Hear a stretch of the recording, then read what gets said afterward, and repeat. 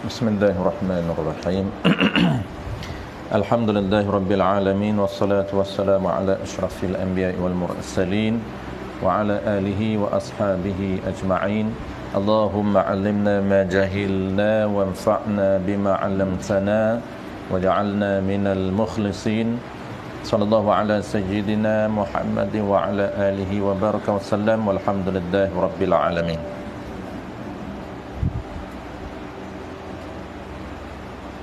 Qala al-musannif rahimahullahu ta'ala, masuk tajuk baru, dan disyaratkan pada ma'qudun alaih. Ni rukun yang kedua. Jadi pendetailan rukun yang kedua, ini syarat sah rukun yang kedua daripada 3 rukun jual beli. Rukun yang pertama dah selesai, ijab dan qabul. Rukun yang kedua dah selesai juga. Ini rukun yang ketiga. Rukun yang kedua, aqid, dah selesai 5. Sirah ada 6 syarat, aqid ada 5 syarat, dan maqudun alaih ada 5 syarat juga. Jadi dalam kitab kita ni dia ada 16 syarat sah setiap rukun jual beli. Rukun ketiganya maqudun alaih. Rukun yang ketiga nisbah pengiraan, cara ringkas. Kalau ditika ada 6 rukun lah. Dan disyaratkan pada maqudun alaih, yakni benda yang diakad, iaitu yang kata benda yang diakad ke atasnya tu apa dia? Harga dan mata benda jualan. Harga dan mata benda jualan itu 5 perkara. Ini syarat sah maqudun alaih, syarat sah benda. Apabila benda tu kena kepada barang dan harga, ataupun harga dan mata benda. Mata benda di sini ni merujuk kepada barang. Mata benda di sini merujuk kepada barang ataupun dipanggil mabi', barang jualan. Itu mata benda, dipanggil mata benda jualan, ini barang jualan. Berapa syarat sah dia? 5 perkara. Kena cukup 5 perkara, barulah sah barang dan harga yang kita nak tukarkan. Barang dan harga yang kita nak akad jual beli. Tak cukup syarat ni maka tidak sah jual beli. Apabila tidak sah jual beli, maka tak boleh kita nak memilih akad jual beli. Kita terpaksa kena pilih akad yang lain. Syarat yang pertama daripada 5 syarat, pertamanya syarat sah harga dan mata benda itu dia sama syarat dia, harga dan mata benda. Ini harga dan barang syarat yang sama. Hendak ada, syarat pertama hendak ada suci ainnya, hendak ada suci dirinya, diri mata benda dan diri harga, dua-dua. Diri harga saman dan juga diri barang. Barang yang kita nak tukar itu mesti suci kedua-dua. Tak boleh satu pihak suci, harga suci, mata benda najis, tak boleh. Dia kena dua-dua suci. Harga saman pun kena suci, diri saman, dan ain ataupun diri mata benda, diri barang itu kena suci. Ataupun mutanajis yang dapat disucikan dia kan mutanajis, ataupun benda harga dan barang kita nak jual ini dia mutanajis, bukan diri najis lah, mutanajis, kena najis, tapi yang dapat disuci akan dia, akan benda yang kena najis itu boleh suci, tapi dengar cara dianya suci itu dia tak boleh cara lain, dengan dibasuhnya. Jadi dengan cara dibasuhnya barang dan juga harga. Dia nak teknik suci ni satu saja, suci dengan cara dibasuh.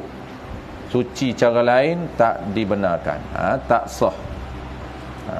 Hanya mutanajis, kalau barang itu barang yang mutanajis, boleh diakad jual beli, tapi tengok mutanajis itu, benda yang kena najis itu, dia boleh disucikan dengan dibasuh.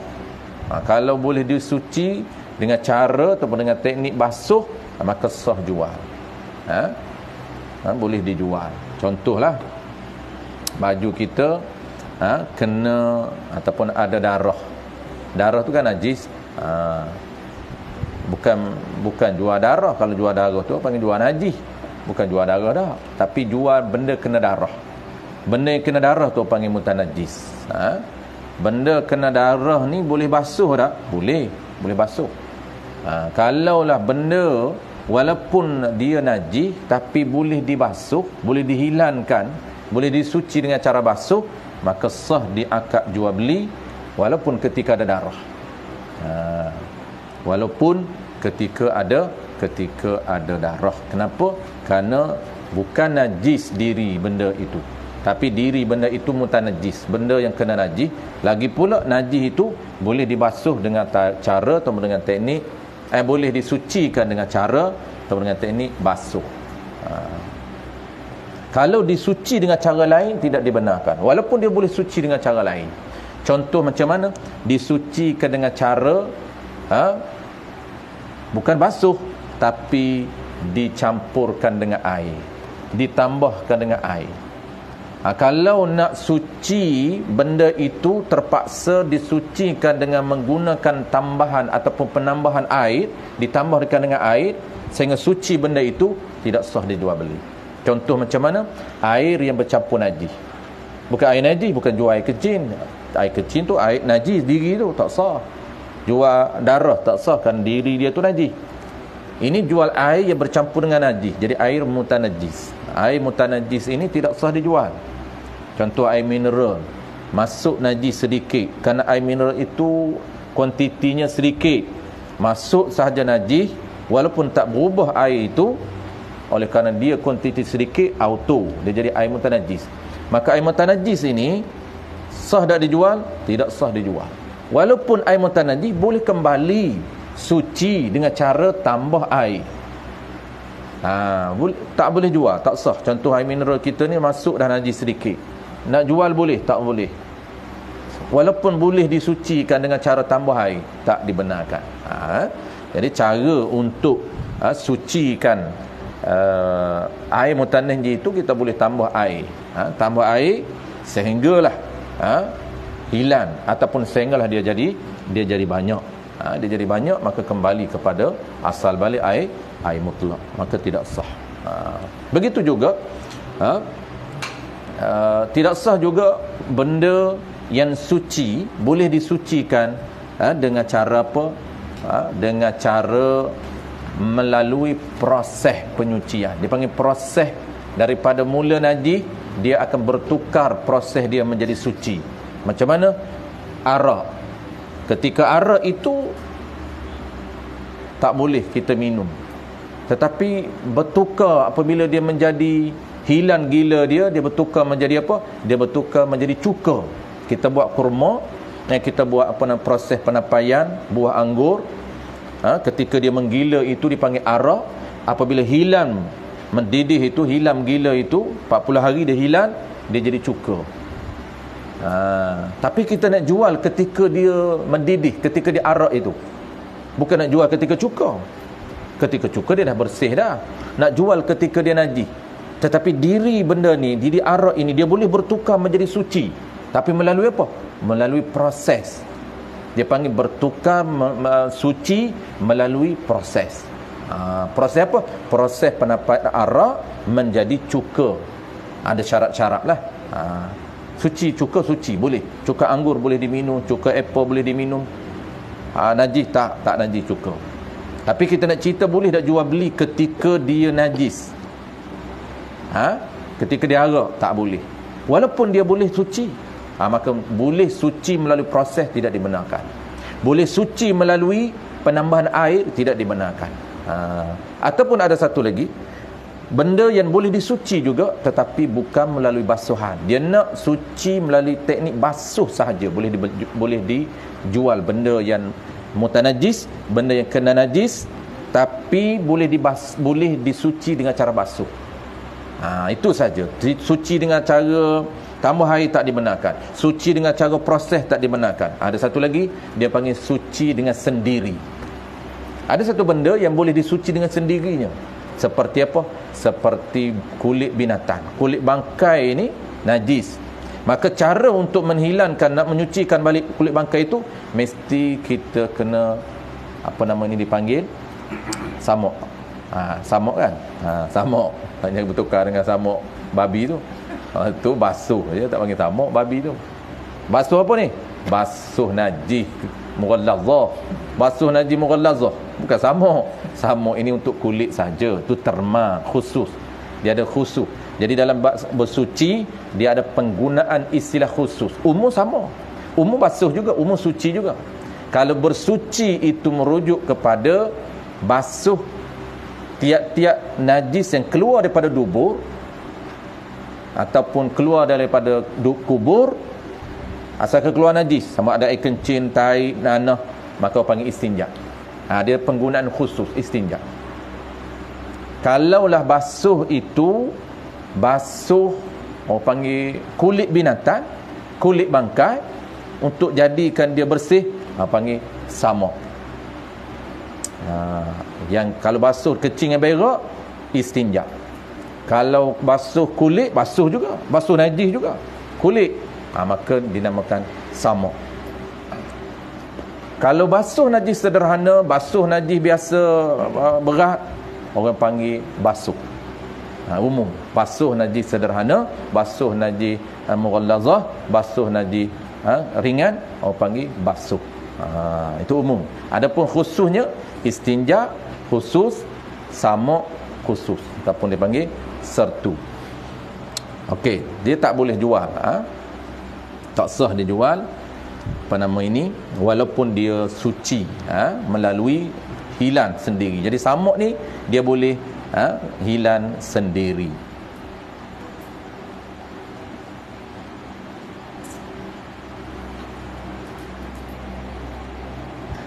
Jadi kena samuk dulu lah baru sah. Kita kata bolehlah jual kulit binatang tak samuk lagi, sebab dia boleh letak tengah panas, letak tengah hujan tu, dia auto lah.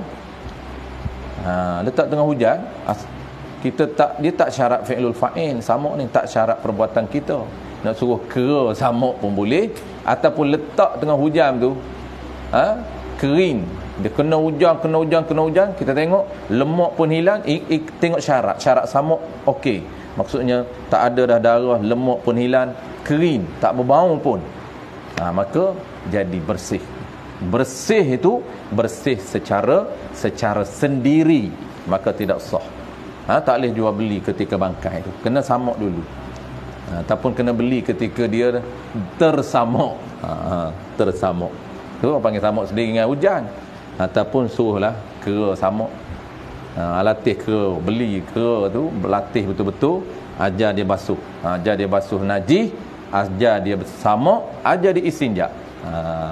Suruh basuh kecing kita lah. Dia tak payah suruh basuh kecing dia, ajar kera basuh kecing kita. Kera pandai, dia dah pandai dah basuh kecing, pandai basuh berak, pandai dah apa nama ni, basuh najis di lantai apa, naik pangkat, ajar dia pula samuk. Jadi kera samuk sah. Kenapa? Kerana tak syarat niat. Kalau tanya, pelik kenapa kera sah samuk? Kerana kera sah basuh lantai, basuh najis di lantai. Kenapa sah? Jawab dia, taharah tidak syarat niat, dan taharah tidak disyaratkan mumayyiz. Kalau syarat mumayyiz, kena orang lah. Jangan kata kafir. Ada setengah orang dia tahu kafir boleh tak? Suruh dia basuh lantai. Kafir ni jangan kata suruh dia basuh lantai, najis di lantai, suruh dia mandi mayat pun boleh. Dah rapat sangat,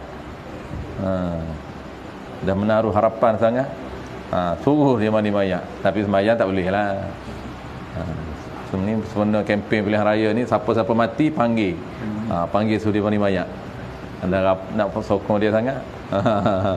Panggil dia main mayat, suruh dia kafan, suruh dia masuk dalam kubur. Suruh dia bawa mayat masuk dalam kubur. Suruh dia kambuh.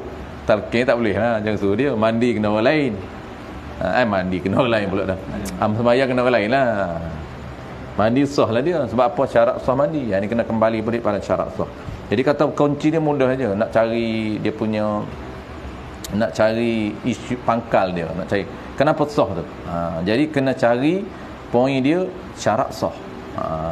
Kenapa sah mandi mayat ni orang kafir? Kena tengok apa syarat sah mandi mayat. Tak syarat Islam, tak syarat niat. Syarat dia jenis mukallaf, bukan mukallaf, jenis mukallaf. Maka orang kafir itu dia mukallaf. Begitu juga kalau orang tanya kenapa sah orang kafir bersuci, basuh najis, samuk, ataupun kenapa sah kera, samalah, kerana dia tidak syarat niat. Dan dia tak syarat fi'lul fa'il, dia tak syarat perbuatan kita. Baik, habis tengok tafriq dia. Qala al-musannif rahimahullahu ta'ala,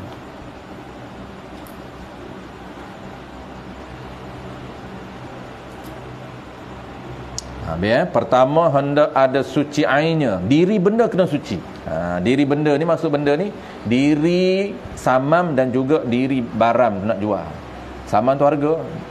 Jadi kita belajar muamalah, harga jangan nampak duit je. Lepas tu duduk peni tu. Jangan nampak duit. Harga duit. Tak mestinya duit lah. Duit nak suci. Dia kata duit memang suci dah. Harga ni asalkan harta.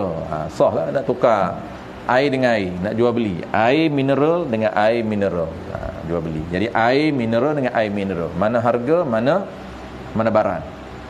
Ingat kalau air, saya jual lah air mineral 1 liter dengan air mineral 1 liter, dua-dua tu satu saman satu mabik, satu harga satu barang. Macam mana nak cam dia? Harga lepas perkataan dengar. Sebab itu dengar tu dia panggil ba' li ta'wid. Ba' digunakan skrip itu, digubal skrip itu untuk apa? Untuk menunjukkan pertukaran. Dengar tu dengar, saya jual, saya tukar barang ini dengar. Itu dipanggil dengar, itu ba' li ta'wid. Dengan huruf yang digunakan untuk pertukaran. Pertukaran apa? Pertukaran milik. Jadi nak tukar milik kena ada skrip dia. Maka ulama buat skrip apa? Syarak peruntukan huruf ba' itu. Tu waktu dengar kena ada dengar. Waktu ijab qabul kena ada dengar. Saya jual barang ini dengan harga. Kalau tak sebutlah dengan harga. Tak sebut. Kita tahu dah walaupun dia tak sebut dengan harga. Saya jual barang ini dengan RM10. Ataupun dia hazaf dengar. Saya jual barang ni RM10. Mana 10 tu kita faham lah, ada harga dah. Contohlah tidak ada nilai.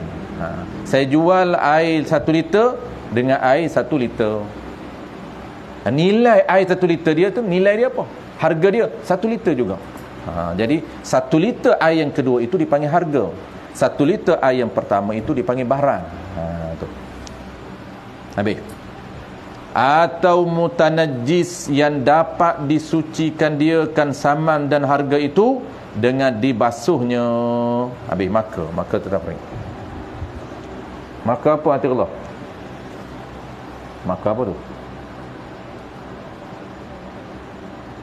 Duk balik di mana? Maka apa tu? Maka dia nak tafriq ke maka tafsil? Maka tafsir ke maka tafriq agak-agak? Mudah je nak kenal dia. Tak, bukan. Dia nak kenal macam mana agak-agak? Hampir betul lah tafsir, tapi tak tepat lah. Nak kenal macam mana?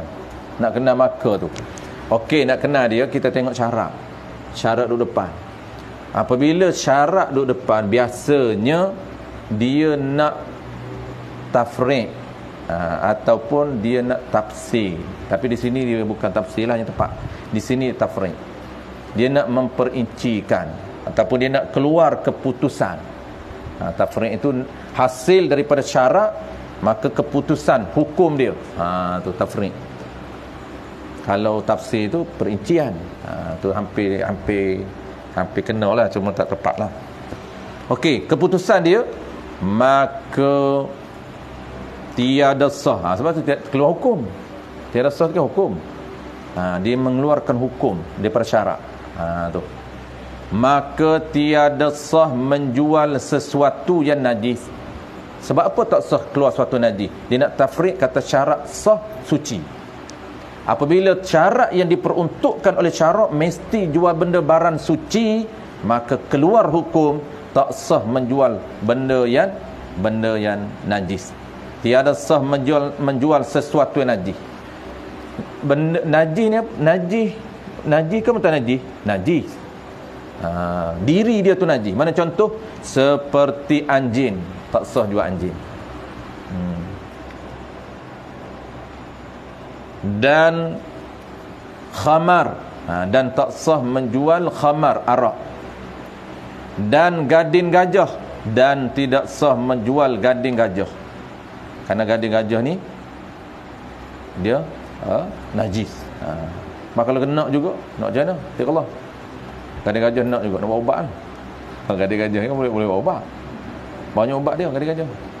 Gading gajah boleh buat ubat, tembuni dia boleh buat ubat, tembuni tu lagi power. Tembuni gajah. Berapa tak pernah dengar? Tembuni gajah. Tembuni ni rahim. Rahim dia beranak, dia lempar naik atas pokok. Rahim dia. Tu banyak khasiat dia. Rahim dia. Antaranya ubat power.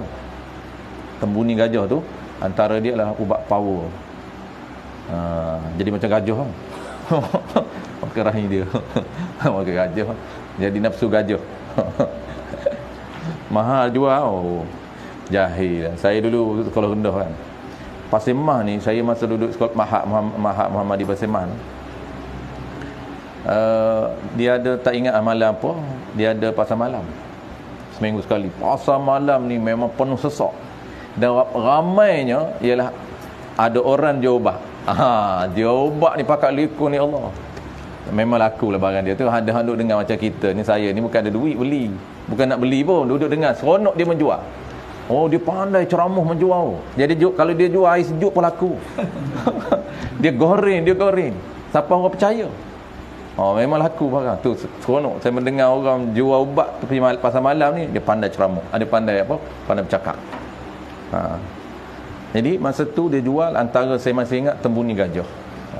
Tembuni gajah ni dia cerita lah, dia tu ngomong. Dia kata khasiat dia banyak. Jadi dia jual ni dia rinci sikit kecil-kecil kan. Dia jual RM10 20, 10 20. Kecil yang besar-besar RM10. Satu je. Balik selam buh dalam air. Minum najis. Bukan tahu apa. Tu kata jahil, dah lah jual tak sah. Jual RM10. Akak jual beli najis tak sah. Makan pula tak sah 2 kali. Satu makan benda tak sah, yang kedua makan najis. Dua tu dia panggil double. Double haram. Tapi elihnya adalah jugalah pengalaman, walaupun orang panggil apa, maksudnya pengalaman lah. Kalau tidak kita tak tahu tu jual najis tu. Masa tu jahil lah, masa tu tahu apa, sekolah menengah. Sekolah menengah dah, patut tahu dah. Dia tak berjumpa lagi masa tu. Patut sekolah menengah ni. Tadi kata 5 masa tu, kata 5 tu kata 6. Nah ni STU dah. CJ tinggi dah. Tinggi dah CJ. Tapi tak temu lagi hukum muamalah. Memang tak mengaji muamalah. Masa tu ni sekolah agama tak mengaji muamalat lagi.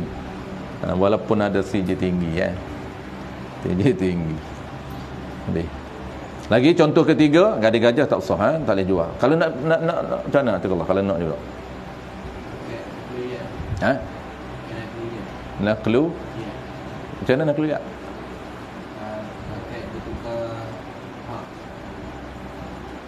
Saya nak clue lihat macam tu.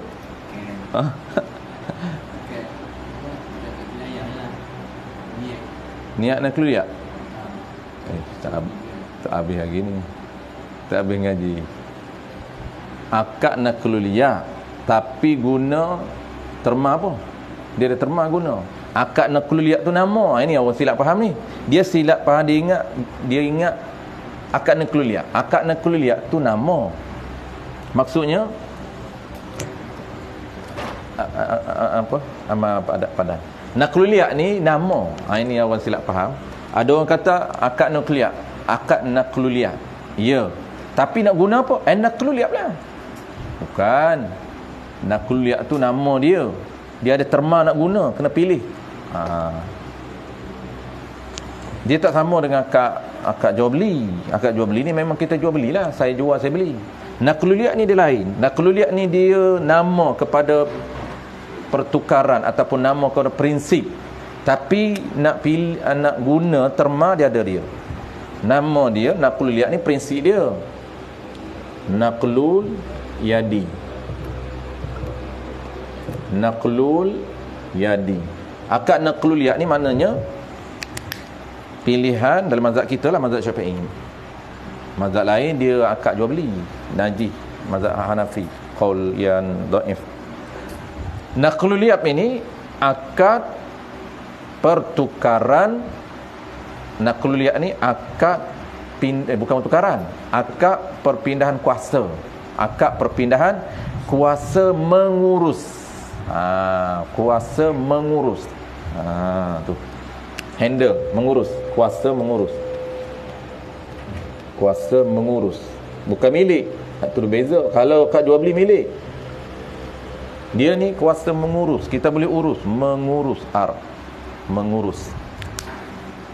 Jadi nak guna terma apa? Kena terma hebah. Ni dalam kitab yang Anatul Talibin sebut ni, yang ramai tersilap ni. Terma yang kita guna ialah hebah. Tapi adakah hebah hakiki? Bukan. Bukan dengan makna hebah ini hebah dengan makna pertukaran milik, bukan. Ini dia jaga dalam kitab yang Anatul Talibin. Kalau kita silap tak faham konsep ni, memang pening. Sebab dalam kitab yang Anatul Talibin dia kata naqlul yad, dia kata hebah bermakna naqlul yad. Kita guna hebah tapi bukan hebah sebenar. Hebah sebenar adalah hebah sebenar pertukaran milik. Saya hebah ke Abang Zaki. Maknanya saya tukar milik daripada milik saya kat milik abang, tapi melalui bukan jual beli, melalui hebah. Itu hebah yang sebenar. Tapi hebah di sini bukan. Cuma guna terma aja hebah. Ni saya hebah dekat abang, najih ni pindah kuasa apa? Mengurus. Bukan milik.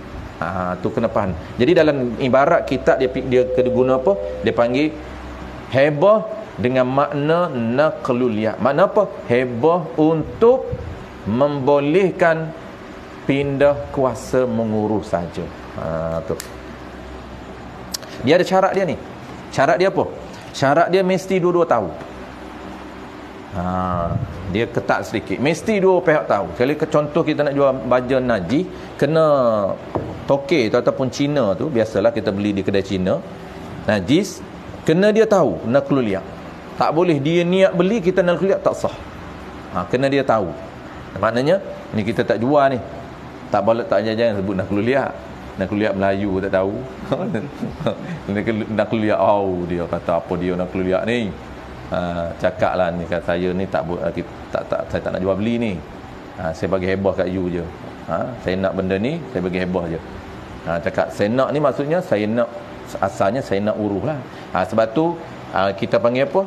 Kita panggil najis ini hak kita. Dia panggil hak kita, bukan milik kita. Tu beza di antara hak dengan milik. Kalau milik memang milik kita. Kalau hak, benda yang tidak boleh dimilik, benda yang hanya dibenarkan urus oleh syarak, maka kita panggil hak. Bukan hak milik, hak saja. Ini najis ini berhak ke atas kita. Tapi kalau benda yang boleh ditukar milik, benda ini milik kita. Beza. Kalau benda itu tidak dibenar milik oleh syarak, hanya dibenarkan urus saja, kita panggil najis ini berhak ke atas saya. Berhak apa? Berhak mengurus. Saya nak hebah, saya nak bagi kat siapa-siapa, boleh. Tapi hebah bukan hebah makna hakiki ya. Okey, baik lagi. Qala al-musannif rahimahullahu taala. Sikit lagi kita nak bunti awal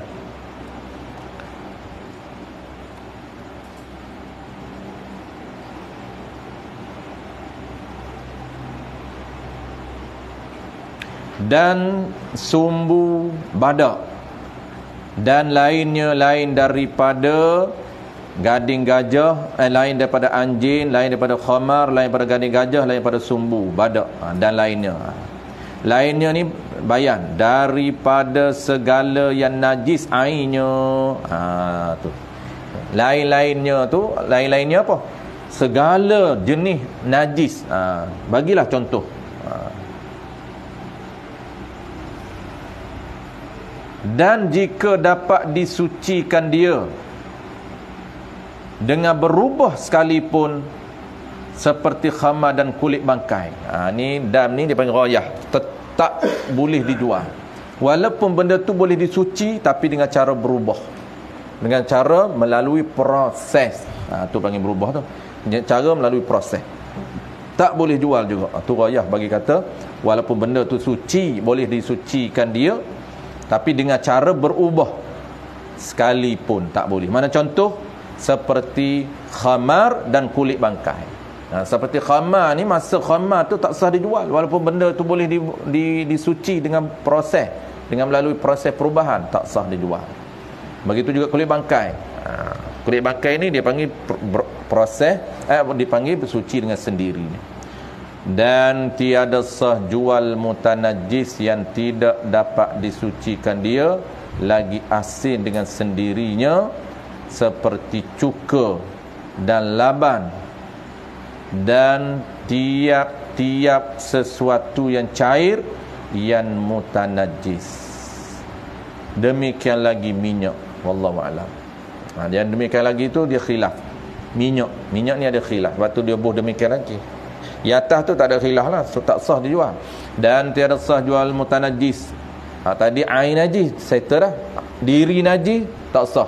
Macam khamar, macam anjing, babi, darah, nanah, lepas tu gading gajah, sumbu badak, gigi buaya, air mata buaya, apa lagi, air bisa, bukan air bisa ular kan orang jual kan, ni bisa ular pun orang jual, gigi buaya pun orang jual. Buat ubat semua tu untuk perubatan semua. Walaupun untuk perubatan tak sah dijual. Gigi buaya pun untuk perubatan, air mata pun perubatan. Air mata kita tak laku. Air mata buaya dia laku. Ubat. Semua perubatan. Jadi tak sah. Baik, yang kedua mutanajis. Dan tidak sah mutanajis yang tidak dapat disucikan dia, kan mutanajis tak dapat disuci dengan basuh. Lagi asin dengan sendiri. Asin ni maksudnya terasin dengan sendiri. Terasin dengan sendiri tu, dia ni minggu depan lah kita cerita, lain kali lah, nak berhenti awal ini. Kita campurkan dengan demikian lagi minyak. Ada minyak pun minggu depan juga. Minyak tu dia ada khilaf, ada qaul yang rajih.